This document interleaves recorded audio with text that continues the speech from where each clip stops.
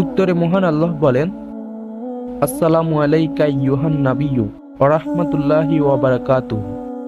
অর্থাৎ, হে নবী, আপনার উপরে শান্তি বর্ষিত হোক এবং আল্লাহর অনুগ্রহ ও সমৃদ্ধি সমূহ নাজিল হোক। এতে মহানবী সাল্লাল্লাহু আলাইহি ওয়াসাল্লাম বলেন, আসসালামু আলাইনা ওয়া আলা ইবাদিল্লাহিস সালিহিন।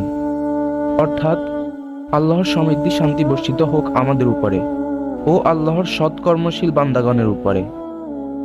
মহান আল্লাহ এবং মহানবী সাল্লাল্লাহু আলাইহি ওয়াসাল্লামের এই কথোপকথন শুনে ফেরেশতারা বলেন, আশহাদু আল্লা ইলাহা ইল্লাল্লাহু ওয়া আশহাদু আন্না মুহাম্মাদান আবদুহু ওয়া রাসূলুহু।